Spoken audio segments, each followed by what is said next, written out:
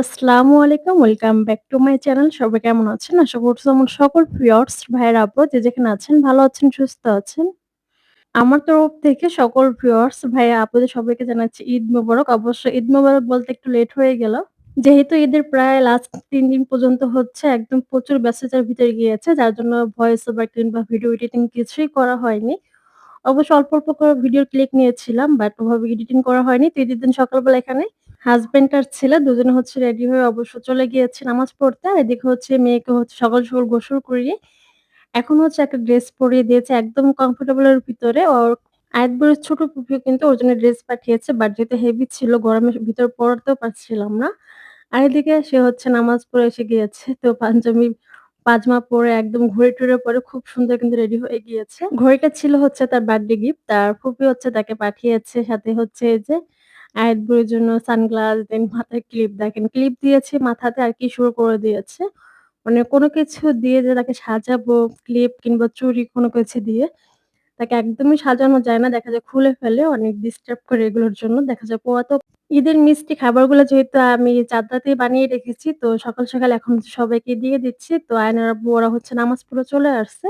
তো এখন সকাল, সকাল দেন হচ্ছে সবাইকে এগুলো দিয়ে দিব। আর যেহেতু ফ্রিজে রেখেছিলাম নরমাল ফ্রিজে তো গরমের টাইমে কিন্তু একটু ঠান্ডা, ঠান্ডা খেতে বেশ ভালোই লাগে। তো আমার বিয়ের পর থেকে আমার শাশুড়ি মাকে দেখেছি এগুলো আগের দিন বানিয়ে রেখে দেন হচ্ছে ফ্রিজে রেখে দিত। সেই ধারাবাহিকভাবে কিন্তু আমিও কিন্তু সেম কাজটাই করি। দেখা যায় চাঁদ রাতে এগুলো বানিয়ে ফ্রিজে রেখে দিলে কিন্তু সকালবেলা পায়েসটা কিন্তু সব মিলিয়ে খুবই ভালো হয়েছিল। আমার পায়েসটা খুবই পছন্দের লাচ্ছা সেমাই থেকে। দেখা যায় লাচ্ছা সেমাইটা আয়নার আব্বু বেশ পছন্দ করে। তো তার জন্য হচ্ছে লাচ্ছা সেমাই নিয়েছি। আর এদিকে হচ্ছে পায়েস, পুডিং এগুলো হচ্ছে সবকিছু দিয়ে দেন হচ্ছে সবাই মিষ্টিমুখ করে নিচ্ছিল। সেই সাথে এখানে ঈদের সালামিও কিন্তু দেয়া শুরু। তো ওদিকে ভাগ্নিকে দিলাম মিমকে আর এদিকে হচ্ছে জায়াত বুড়িকে দিচ্ছিল। তারপর আয়ানকেও সবাইকেই দিচ্ছিল ৳৫০০ করে। তো এরই মাঝে হচ্ছে আমি হচ্ছে সালামি চাচ্ছিলাম।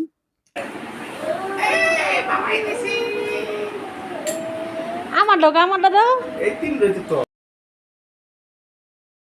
আমি সালামির টাকা চাচ্ছিলাম বলে বলতেছিল, "তোমার ছেলে-মেয়েকে যেটা দিয়েছি ওটাই হচ্ছে তোমার টাকা।" সে আমাকে সালামির টাকা দিতেই চাচ্ছিল না। অনেক জোরাজুরি করার পরে কিপটা মানুষের মতো ৳৫০০ বের করেছে। আমি বললাম, "৳৫০০ নিবো না। কমপক্ষে হলে ৳১,০০০ নিবো।" ক্যানসেল এই শুধু তোর কাছে যাইবো আমার কাছে যাইবো না। ও যাবে আমার কাছে যাবে ঠিক আছে, আর আমারে দিয়েলো। আর না ছাড় নাই সর তো জোরাজুরি করে দেন হচ্ছে ৳৫০০ হচ্ছে আমাকে সালামি দিল আর বলতেছিল, "ছেলে-মেয়ে দুজনেরটাই হচ্ছে তোমার সালামি।" বেসিক্যালি ওটা হচ্ছে আমার কাছেই থাকবে। আমি ওদের জন্য হচ্ছে খরচ করব, যা কেনার প্রয়োজন সেটা হচ্ছে কেনাকাটাও করব। আর আমার ছেলে দেখা যায় ওভাবে কিন্তু এখন টাকা কি করতে হয়, কেনাকাটা করতে হবে ওভাবে কিছুই বুঝে না। দেখা যায় ওর টাকাটা আমার কাছেই দিয়ে দেয়। দেন বলে, "আম্মু আমাকে খেলনা কিনে দাও, মজা কিনে দাও।" এটা তারপর বলে দেন হচ্ছে ওর পিছে হচ্ছে খরচ করা হয়। তো যাই হোক এরপর হচ্ছে এই যে দুপুরের জন্য রান্নাবান্না করতে হবে। যেহেতু বিবাহিত রান্নাবান্না, সংসার এগুলো দিয়েই হচ্ছে ঈদটা পালন করা হয়। ওভাবে কিন্তু এক্সট্রা করে ঘোরাফেরা বিকালবেলা যদি সময় থাকে তখন হচ্ছে ঘোরাফেরা করা যায়। না হলে সকাল টাইমে কিন্তু অনেকটাই কিন্তু কাজ থাকে চাঁদের রাত থেকে শুরু করে ঈদের দুপুর পর্যন্ত।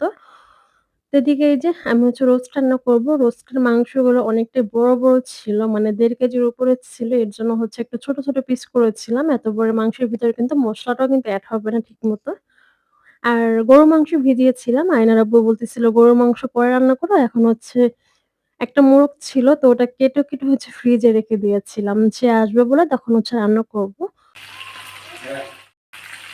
তো এরপর হচ্ছে এখানে যে আমি রাইস কুকার হচ্ছে মাংসটাকে বসিয়ে দিব। যেহেতু একটা মাত্র চুলো, তো চুলাতে হচ্ছে আমি রোস্টটা রান্না করে নিবো। আর রাইস কুকার হচ্ছে এই যে মোরগের মাংসটা হচ্ছে বসিয়ে দিব। তো একে, একে সব মসলা এড করে দেন হচ্ছে তেল দিয়ে এখন হচ্ছে হাত দিয়ে ভালো করে মাখিয়ে নিবো। দেশি মোরগ কিংবা মুরগি, হাঁস এগুলো খেতে কিন্তু খুবই ভালো লাগে। তো আয়নের আব্বুর জন্য হচ্ছে রেখে দিয়েছিলাম। সে আসবে তারপর হচ্ছে রান্না করে তাকে খাওয়াবো। তো যেই কথা সেই কাজ। আর এর মাঝে হচ্ছে রোস্ট গুলো কিন্তু ভেজে নিচ্ছি। একটু মরিচের গুঁড়ো আর লবণ দিয়ে দেন হচ্ছে ভেজে নিচ্ছিলাম। অবশ্য ভাজার টাইমে কিন্তু অনেকটাই তেল ছিটে, অনেক সাবধানতার সাথে কিন্তু ভাজতে হয়। নাহলে কিন্তু গায়ে ছিটে আসে। তো মোটামুটি ভাজা হয়ে গেলে এখন হচ্ছে তুলে নিচ্ছি। আর সেই সাথে একদম একে, একে সব মসলা এড করে দিয়েছিলাম। আর তারই সাথে হচ্ছে রোস্টের মসলাটা এক্সট্রা করে এড করেছি এবং টক দই সবকিছু দিয়ে এখন হচ্ছে ভালো করে হচ্ছে মিক্স করে নিচ্ছি, কষিয়ে নিচ্ছি।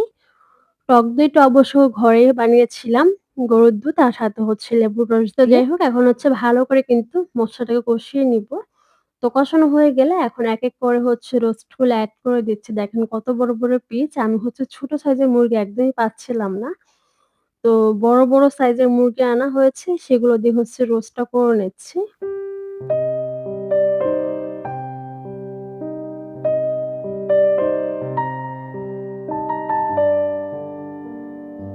তো মোটামুটি কষানো হয়ে গেলে এরপর হচ্ছে আমি আরো ১ কাপের মতো হচ্ছে গরুর দুধ এড করে দিচ্ছি। এখানে আমি এক্সট্রা করে আর কোনো পানি এড করিনি। তো ১ কাপের মতো গরুর দুধ এড করে দিয়েছি। এটা দিয়ে হচ্ছে আমি চিকেনটা রান্না করা কিন্তু হয়ে যাবে। পুরোপুরি কুক করা হয়ে যাবে।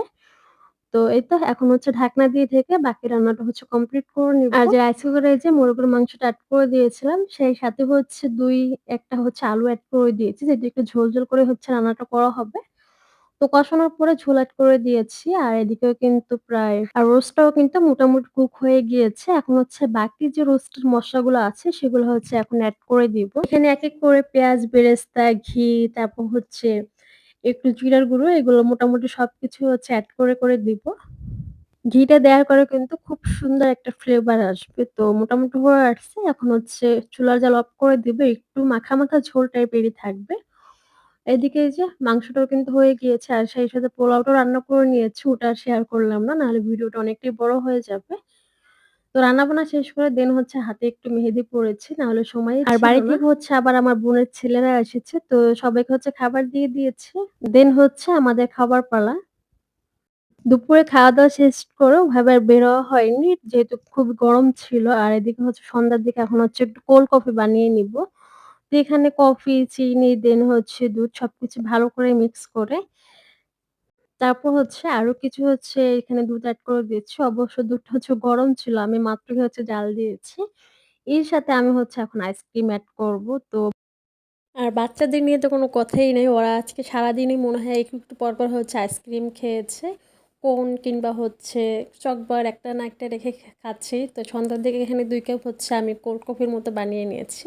এই গরম ওয়েদারে এই ঠান্ডা, ঠান্ডা কোল্ড কফি খেতে কিন্তু বেশ ভালোই লাগতেছিল। যেহেতু এখানে আশেপাশে ওভাবে আমি দেখিনি কোল্ড কফি পাওয়া যায় কিনা। তো বাসাতেই হচ্ছে একদম সিম্পল ওয়েতে বানিয়ে নিলাম। খেতে দারুণ হয়েছিল ঠান্ডা, ঠান্ডা খেতে। তো ঠিক আছে আজকের মতো ভিডিওটা এখানে শেষ করে দিচ্ছি। সবাই ভালো থাকবেন, সুস্থ থাকবেন। আবার নেক্সট ভিডিওতে দেখা হবে। আল্লাহ হাফেজ। আসসালামু আলাইকুম। And thanks for watching.